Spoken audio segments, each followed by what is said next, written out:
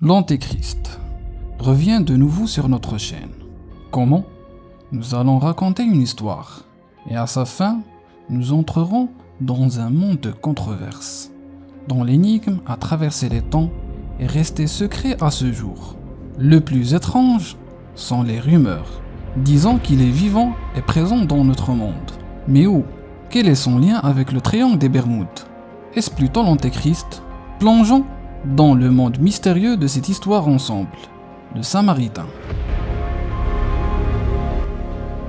Aujourd'hui, nous aborderons un sujet de débat avec excellence. Nous cherchons dans les labyrinthes d'un personnage, malgré la rareté des sources qui l'ont traité dans les livres anciens et modernes, mais qui ont soulevé et continuent à susciter beaucoup de débats sur son identité globale. Un personnage, ou plus exactement un homme, dont le nom a été associé à un ange, qui a fait l'un des plus grands péchés de l'histoire, mettant en colère le Dieu, ainsi son prophète, et le châtiment infligé par ce dernier sur lui constitue l'une des raisons les plus importantes du débat qui a eu lieu jusqu'à maintenant. Découvrons ensemble qui est le Samaritain au veau d'or. Avant de commencer, je vous invite de s'abonner à mes chaînes officielles, d'activer l'alarme et de m'écrire sur mes comptes personnels pour demander des informations ou laisser des commentaires. Le Samaritain, ce personnage mentionné par son nom dans le Coran, a suscité de nombreuses controverses. Alors, commençons par connaître qui est cet homme. Quant à son nom, selon la plupart des sources des interprétations, il est Moïse, fils de Zafar de Karaman. Il a été également dit que c'était un bijoutier de Karaman appelé Miché. Le nom de Samaritain est également mentionné dans les livres de l'Ancien Testament de la Torah. On le retrouvera au nom de Zimri, fils de Salu al-Shamroni. Quant à pourquoi il a été nommé le Samaritain, certains livres disent qu'il est issu du village de Samra. Or, d'autres penseurs musulmans et chrétiens ont nié cette explication, vu que ce village n'a vu le jour que dans l'époque d'Amré, le 4e roi des Israéliens, soit 5 siècles après l'époque de Moïse. Ce qui se contredit avec la mention de Samaritain et son association au prophète Moïse dans tous les textes sacrés. Par conséquent, les savants musulmans l'ont interprété comme suit. Le Samaritain est un mot dans la langue hébreu. Et connaissant qu'en hébreu, la syllabe shin est connue pour passer à sin en arabe, comme dans le nom de Moïse, pris du nom hébreu Moshe. Samaritain est affilié à la ville de Shamron qui existait à l'époque du prophète Moïse. L'origine de ce nom est donc le terme arabisé de Shamroné. Le Samaritain naît en même temps que le prophète Moïse, et nous savons tous que le pharaon a ordonné l'exécution de tous les bébés mâles immédiatement après leur naissance, de peur que la prophétie d'être tué par l'un d'eux se réalise. Ainsi, nous verrons une certaine similitude entre l'histoire de naissance du Samaritain et le prophète de Dieu Moïse. Pareil à la mère de Moïse qui craignait la tyrannie de Pharaon et l'a mis dans une boîte puis l'a jeté dans la rivière, la mère de Samaritain avait la même obsession. La différence est que la mère samaritaine l'a mis dans une grotte. C'est pourquoi le docteur Ali Juma, membre de l'organisation des scientifiques chevronnés d'Al-Azhar, dit que les femmes du peuple Israël, à l'époque, allaient dans le désert et les grottes au moment de l'accouchement, mettant leurs enfants et les laissant là-bas par crainte du pharaon. Et la chose la plus étrange est qu'ils ont été élevés par les anges, selon Dr Ali Juma, qui a donc élevé le Samaritain. Selon les livres d'Ibn Jarir, Al-Tabari, Al-Qurtubi, Ibn Kathir et d'autres, c'est l'ange Gabriel qui l'a élevé et l'a nourri de miel et de lait jusqu'à ce qu'il ait grandi et devenu autonome. Souvenez-vous bien de cette information. Il jouera un rôle majeur dans la séquence des événements. Donc, avant d'arriver à la partie la plus mystérieuse et controversée de l'épisode d'aujourd'hui, je vais vous raconter brièvement l'histoire du Samaritain avec le prophète Moïse.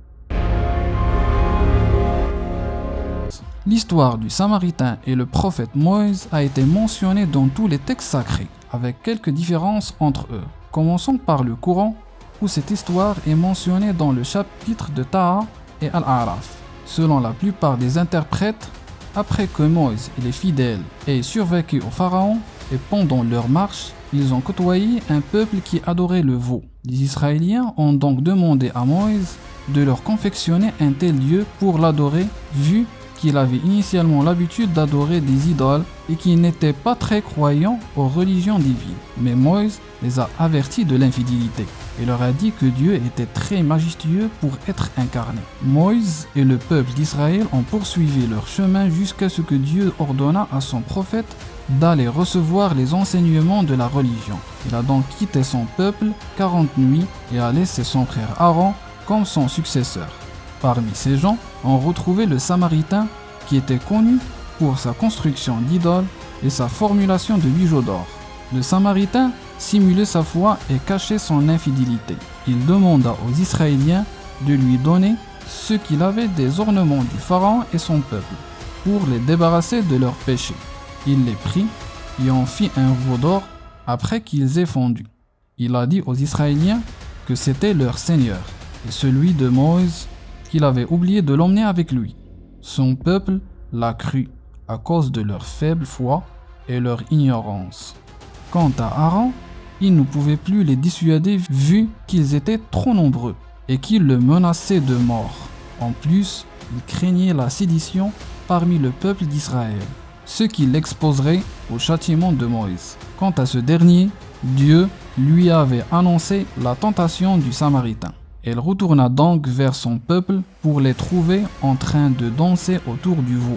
Il s'est mis en colère et a tenu Aaron responsable en premier, qui à son tour expliquait les raisons qui l'ont empêché d'arrêter le Samaritain et ceux qui l'ont suivi. Par la suite, Moïse s'est confronté au Samaritain, qui lui a répondu qu'il avait remarqué ce que le peuple n'avait pas vu et qu'il avait pris une poignée de la piste du prophète, le jetant dans le veau, devenant un corps avec mugissement. À cet égard, soit la piste du prophète, on a plusieurs explications.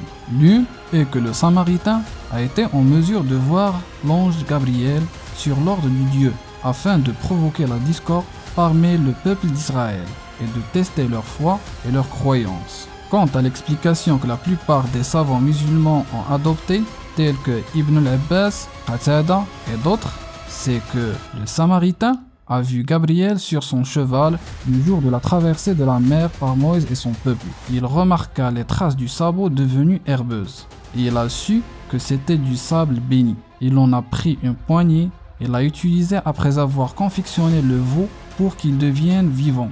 Contrairement à ces points de vue, certains érudits comme Al-Isfahan, Ibn Ashur ont estimé que la piste du prophète signifie que le Samaritain avait vu les mœurs du prophète Moïse et sa religion, et ils n'en étaient pas convaincus.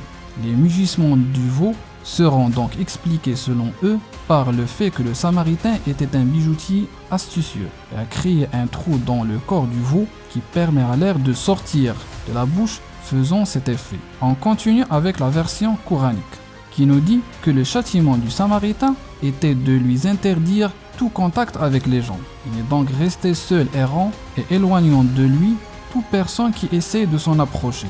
Et bien sûr, Moïse lui a annoncé le châtiment qui l'attendait également dans la fin des temps.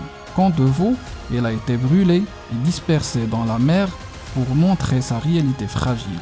Ceci étant la version musulmane.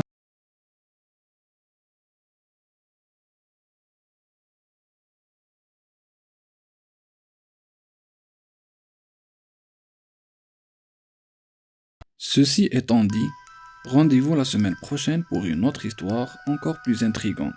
Merci à tous d'avoir suivi cet épisode. En attendant, je vous invite de voir les épisodes précédents. N'oubliez pas de les partager avec vos amis, de commenter et de s'abonner à ma chaîne YouTube. On se retrouve très vite. À bientôt.